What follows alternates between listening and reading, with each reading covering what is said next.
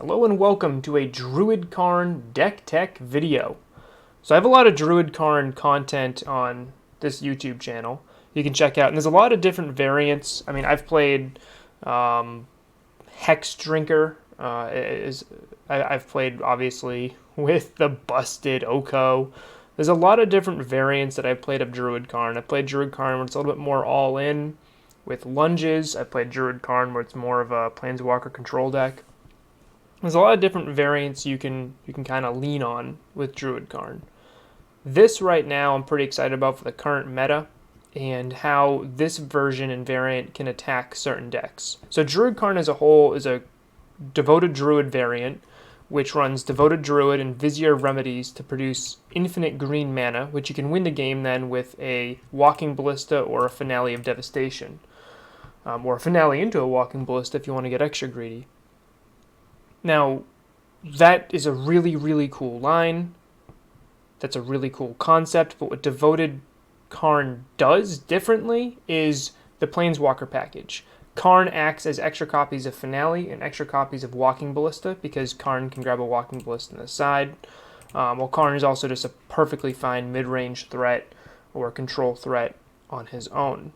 Now, what Devoted Karn also does differently is this Teferi package, which protects the Devoted Druid combo while also giving you value and shutting down your opponent's counter magic. This version I think is the best version against control decks.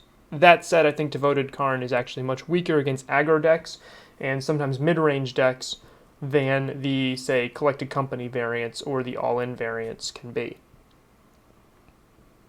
To fix that, I started thinking of what can I do to be better against aggro, and I decided, Uro seems to be doing a pretty darn good job of absolutely crushing aggressive decks.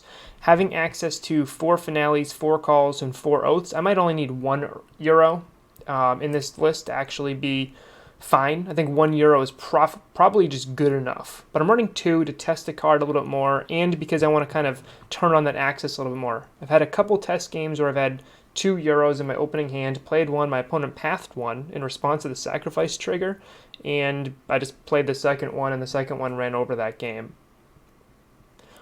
Uro works really well with Ashiok because of the self-mill, but also because they're both decks that are attacking different things. Uro is attacking the aggressive meta, and we can tutor Uro up, like I just said. Ashiok's attacking decks like Titan, decks like Urza, decks like Devoted Druid decks, like with Finale and E-Call, and also just any other real combo decks, and being a graveyard hate card. Ashiok should probably not be a main board card. But in this current meta, Ashiok seems very interesting. If we can turn to Ashiok on the play, even just stopping our opponent's fetch lands can sometimes be good enough to win the game. Ashiok also has another interesting thing where late game, if you get the Karn Liquid Metal Coating package in play and online, if you have an Ashiok out, you can stop your opponent's top-decked fetch lands from actually being real lands, so you can realistically actually land destruction your way to victory and buy yourself enough time where you can just win with a fair Walking Ballista or draw into an unfair one. Either one, I think it's perfectly acceptable there. The Singleton Narset is really just a test. That's also a test card right now. I think she's perfectly fine in this deck. Narset Digging with Search for Azcanta mode gets you Oath of Nisses, Sprawls, all of your tutor cards, and all of your Planeswalkers. The only real whiffs here are Druid in the Uro and the Singleton Ballista. Those cards that you're really probably digging for here. The last main board card I really want to talk about here is Ranger Captain of Eos, who in conjunction with the Teferi Time Raveler just feels unfair. You can time it right so your opponent, like on your opponent's upkeep if you have a Teferi in play, you can sacrifice the Ranger Captain so they can't play any kill spells to protect your Druid, and then on your turn, Teferi protects Druid anyway. So it's kind of this like 1-2 punch where you can set yourself up to combo through your opponent's removal spells by making it so they can't cast any removal spells. Post-board, the most important thing we have here is this 8-card package for Karn. We could put more artifacts in there, but I don't think we need too many more.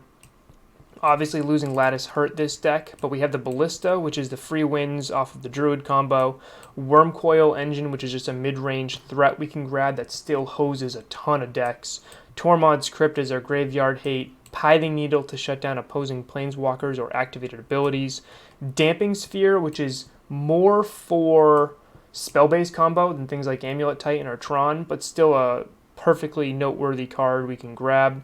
Ensnaring Bridge to shut down aggro decks while we can win through a bridge with Walking Ballista.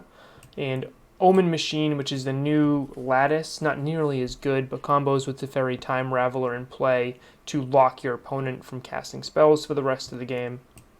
Liquid Metal Coating is basically a better Pithing Needle in most cases, shutting off your opponent's permanents and activated abilities in conjunction with a Karn, while also being able to animate, kind of like target lands, and then Karn can animate the land to kill it, so you can get a little land destruction package in to win longer games.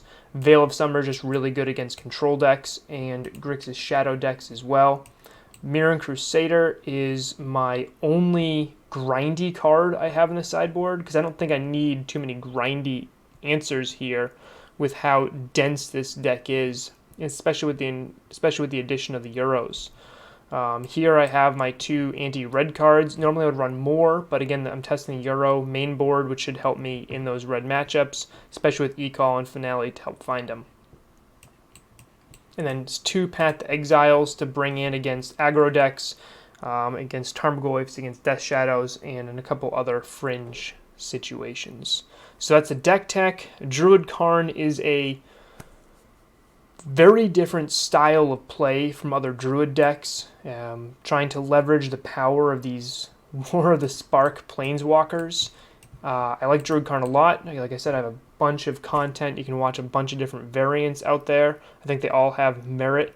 Right now, I think Euro and Ashiok are 2 of the big reasons why we should kind of look in this direction. A turn 2 Euro against aggro, or a turn 2 Ashiok against any deck, really, can be very, very powerful in the current meta.